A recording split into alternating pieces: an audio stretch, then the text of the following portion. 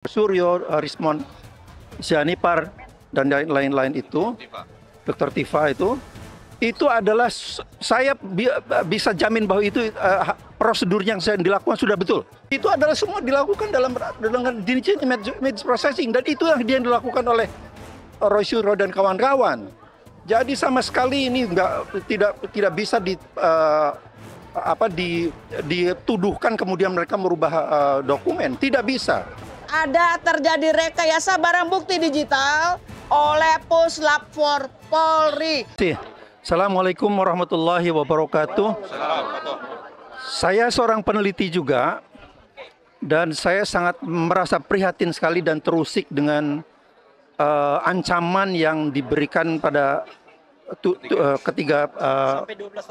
sampai 12 tahun ini.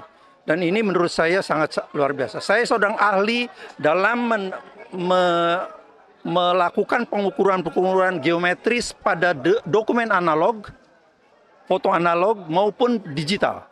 Jadi saya tahu betul apa yang dilakukan oleh ketiga pakar forensik ini, misalnya Pak Suryo, Rismon, Sianipar, dan lain-lain itu, Dr. Tifa itu adalah saya bisa jamin bahwa itu prosedur yang saya dilakukan sudah betul. Jadi kalau misalnya kemudian dia dituduh dan direkayasa untuk dibungkam, itu yang menurut saya menyalahi harkat kemanusiaan. Sama sekali menyalahi martabat kemanusiaan. Jadi saya mohon kepolisian, dan salah satu yang paling mengusik saya adalah tuduhan bahwa ketiga orang ini sudah mengedit data dokumen itu. Itu adalah sangat luar biasa sekali itu. Itu salah sama sekali. Jadi saya jamin bahwa polisi salah dalam hal ini, blunder dalam hal ini. Pemrosesan digital image processing itu merubah itu tujuannya adalah dalam rangka image enhancement, membuat image itu lebih baik supaya bisa diinterpretasi, bisa lebih interpretable, bisa dilakukan kajian-kajian analisis yang lebih. Tapi mohon maaf. Tapi dokumen aslinya sendiri masih tersimpan. Itu hanya adalah sarana yang dilakukan oleh kajian ilmiah, oleh science dan teknologi untuk melakukan supaya dia lebih enhanced, lebih bisa diinterpretasi, lebih interpretable. Dan itu sudah banyak dilakukan untuk astronomi, untuk medical science. Bagaimana orang mau mendeteksi kanker di dalam sana itu, kan itu dipotret, kemudian itu dianalisa, potretnya itu dianalisa. Itulah yang menyebabkan dia bisa secara akurat, dokter-dokter itu bisa menentukan bahwa ini ada kanker ganas atau benign atau lunak, tidak ganas. Itu adalah semua dilakukan dengan diligent image processing, dan itu yang dia dilakukan oleh Roy Suryo dan kawan-kawan. Jadi sama sekali ini tidak bisa dituduhkan kemudian mereka merubah dokumen, tidak bisa, sama sekali tidak bisa. Merubah dokumen itu hanya sementara untuk menganalisis. Itu dilakukan juga oleh intelligence. Pada Perang Dunia Kedua ini sudah dilakukan oleh para intelligence untuk mendeteksi kehadiran pesawat udara, yang dengan itu mereka bisa melakukan strategi kombatan, ya, supaya dia bisa untuk melawan yang keberadaan musuh itu. Banyak sekali, misalnya ada kapal yang karena dia memuat bahan-bahan militer yang dia bisa itu semuanya dianalisis dari image. Jadi sama sekali tuduhan bahwa mereka sudah merubah dokumen asli itu tidak bisa, tidak betul. Sama sekali itu bohong. Ya. Demikian, saya kira saya tidak bisa berpanjang lebar, saya bukan, tapi saya seorang peneliti juga. Assalamualaikum warahmatullahi wabarakatuh. Oh, siapa lagi nih? Nih, bentar, saya mau tambahin sedikit ya. Begini, yang namanya penyidik itu bukan tidak paham, dia sangat paham. Nggak mungkin dia nggak paham. Tapi masalahnya adalah ada faktor-faktor non yuridis yang barangkali yang ikut bermain. Karena kita tahu bahwa kan yang paling lucu adalah pasal 35 itu mengedit dokumen agar terlihat otentik, kan begitu? Dengan ancaman hukuman 12 tahun penjara. Bayangkan, 12 tahun penjara mengedit dokumen agar tampak otentik. Itu nggak masuk akal. Kenapa?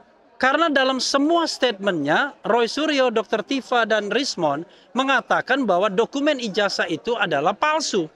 Bagaimana kemudian dia mengedit agar tampak otentik? Kan ini aja nggak masuk akal menurut saya. Yang benar adalah mereka melakukan penelitian dan menemukan sebuah indikasi yang kuat bahwa ijazah itu adalah ijazah palsu. Sepanjang objek yang mereka teliti. Dan ternyata objek yang mereka teliti itu confirm sama dengan apa yang diberikan oleh KPU Solo, KPU DKI, dan KPU Nasional. Jadi tidak ada yang berbeda. Ada nggak ijazah selain yang berkacamata itu? Nggak ada. Nah, ijazah itulah yang kemudian bisa diteliti, baik itu dalam bentuk gambar yang sempurna, berwarna, maupun dalam bentuk fotokopi. Misalnya kalau kita meneliti mengenai letak huruf dan lain sebagainya, mau fotokopi mau berwarna, ya letak huruf sama saja.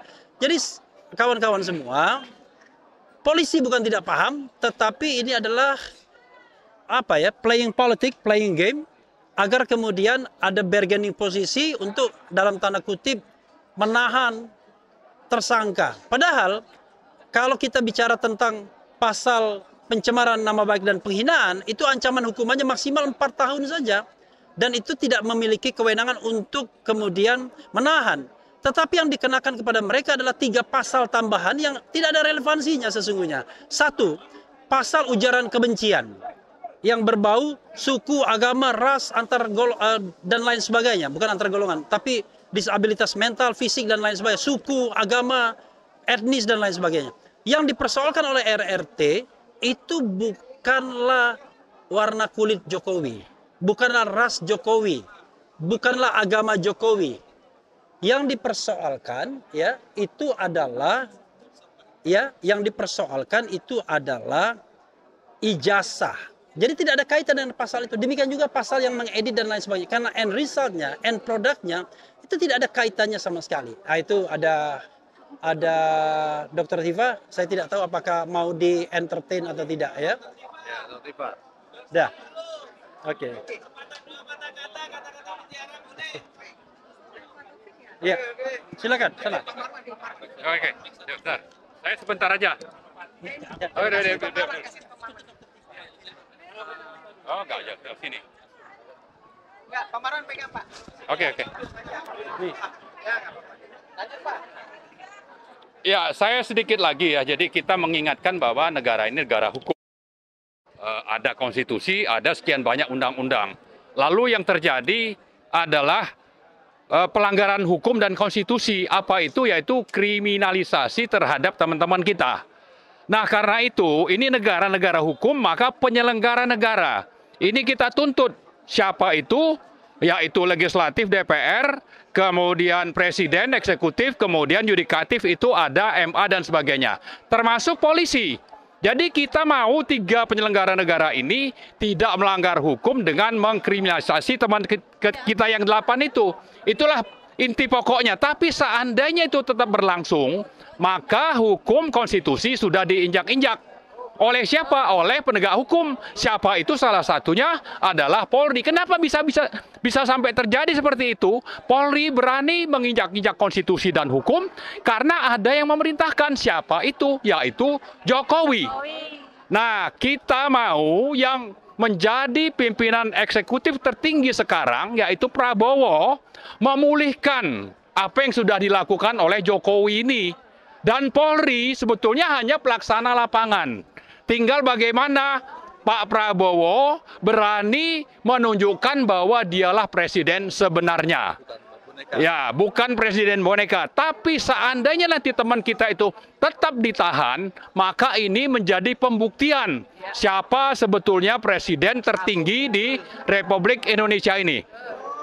Nah, sekalian kita ingatkan Pak Prabowo, tunjukkan jati diri Anda sebagai prajurit Sabta Marga. Ya, kemudian kepada rakyat, seandainya nanti penahanan ini tetap berlangsung, kepada DPR kita tuntut juga, mari kita gugat, kita tuntut supaya teman-teman kita ini bisa dipulihkan nama baiknya, tidak justru malah ditahan. Saya kira itu mungkin tambahannya. Terima kasih. Assalamualaikum warahmatullahi wabarakatuh. Baik, sebagai penutup, kami dari e-Watch hanya mengingatkan bahwa mari kita sama-sama menjunjung tinggi kebenaran, kejujuran, dan keadilan sesuai dengan logo kami, yaitu Veritas, Probitas, Justisia. Terima kasih. Assalamualaikum warahmatullahi wabarakatuh. Waalaikumsalam warahmatullahi wabarakatuh. Waalaikumsalam warahmatullahi wabarakatuh. Mau jalan? Enggak, lanjut. Selamat sore. Ya. Lagi di atas. Ya. Assalamualaikum warahmatullahi wabarakatuh. Waalaikumsalam warahmatullahi wabarakatuh. Mama selalu sehat ya. Siap.